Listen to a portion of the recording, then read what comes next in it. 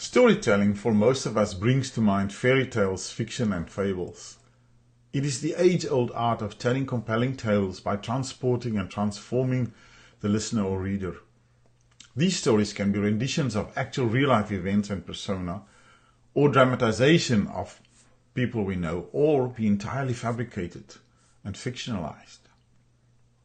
It can be a sweet love story, a thriller, a science fiction saga taking place in a present-day location, or in an alternative universe. Storytelling at its heart is about a character that wants something but cannot get it. The character has a deep-seated desire, encounters obstacles with the resulting struggles to overcome it. During the course of the narrative, transformation takes place, either of the character or the situation, or both changes. In order for a story to be compelling and to have impact, the storyteller has to grab the attention of the reader from the first page, from the first sentence. Too often, writing instructors teach that for stories to work, structure is paramount, that adhering to certain rules and formats and recipes, it will make the story come to life. It is taught that a story has to consist of a 3-act structure with a clear beginning, a middle and an end. That it needs to be plotted and outlined from the first to the last page, with every scene mapped out, every character colored in detail, and be either plot-driven or character-driven. The problem is, stories can be bogged down by adhering to strict formulae, instead of opting for organic spontaneity that blows life and lightness into the tale, making it breathe, touching the reader on an emotional level, surprising, flowing free and easy with unexpected twists and turns, remaining unpredictable. According to Stephen James, the essence of storytelling is tension. At the heart of story is tension, and at the heart of tension is unmet desire. He champions tension-driven storytelling. Something has to go wrong and keep going wrong until the final climax and resolution of the story. Structure needs to be the servant to story, never the master. The writer's goal is to create an emotional experience for the reader. The stronger the emotion you leave your reader with, the better.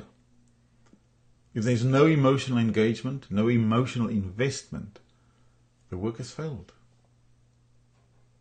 The challenge with shorter fiction, short stories and flash fiction, compared to the novel consisting of 70,000 words plus, is, in the case of short fiction, it must do so in a shorter span. Within 1,000 to 7,000 words or less, it has to tell an engaging story and captivate the reader. James Scott Bell stresses the importance that everything must pivot around the fallout from a shattering moment, the moment of change from where there is no going back. Mastery of the art of writing is further demonstrated in the ability of the writer to show and not tell. Anton Chekhov, 1860 to 1904, was a famous Russian playwright and short story writer and physician. He said it best: "Don't tell me the moon is shining.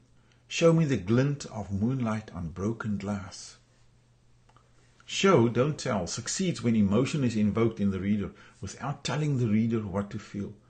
Through dialogue, action, behavior and situation, effective word pictures can be created. For example, instead of telling the reader that Peter is upset and angry by writing, "Don't stay up," Peter called angrily, rather consider showing it.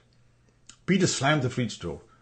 His "don't stay up" ricocheted from the walls as he stormed from the kitchen. Here's a longer example of telling versus showing. Louise lives in a tiny bachelor apartment with her cat. She often suffers from bouts of depression. When in this state, she calls in sick, locks herself in, chain smokes, binges on junk food and neglects herself, hoping it will ease her pain. If we do this in a showing format, we can write it as such. Louise buried her smudged face in Tickle's fur coat, holding her burning cigarette out of harm's way. The cat meowed, as if concerned his mistress's dwelling be declared unfit for pampered pets.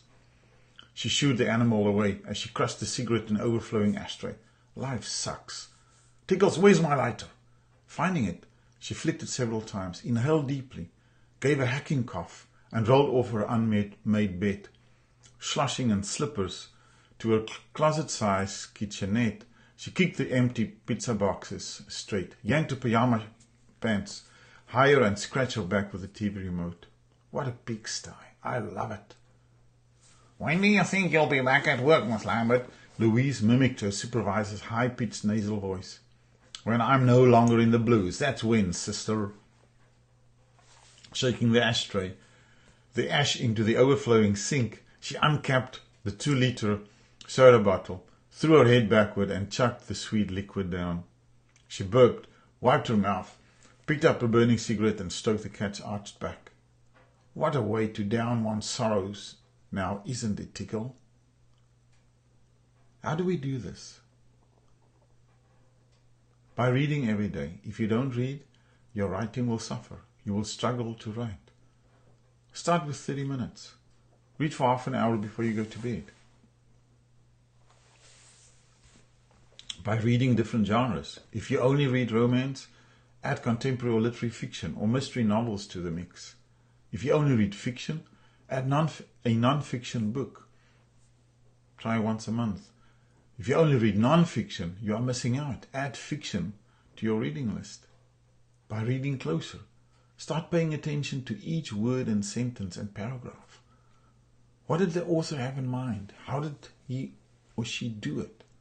I often read with a pen in hand. By writing frequently, preferably daily. Most writers recommend that we write 500 to 1,000 words for at least 5 days a week. It can be intimidating at first. Start with 250 words a day. By paying closer attention to life around us, become situationally aware. Learn to notice the small detail. Pay attention to people without staring. How do they dress, act, converse, and interact? Be on the lookout for mannerisms. Smile at strangers. Speak to them. Listen to their conversations. You're not eavesdropping. You're doing research. Coffee shops and supermarkets are excellent locales to start and hone this craft. And by attending workshops, your local library, bookstore, or Writers Guild often host workshops. Attend and network and learn. You can become a storyteller, a writer. You can learn to write stories and non-fiction. You can learn to paint word pictures, learn to use well-chosen words, and say more or less. By becoming apprentices, by learning from the masters, by applying ourselves through regular practice, we can learn to tell our stories. A story's basic premise is to introduce the reader to the main character, the protagonist, make it clear what he or she wants, the unmet desire and what is at stake, introduce the reader to the world of the story, make the reader care about the main character, and then let something go wrong, the first obstacle. Secondary characters are introduced, and with each chapter, scenes and settings are created, and things keep going wrong till close to the end. By making the losses greater than the wins for the main character as the story unfolds, the story is propelled forward. Tension is created through conflict. Internal and interpersonal conflict is more effective in maintaining tension than merely adding action scenes. Characters are introduced and developed through dialogue, action, appearances, and thoughts.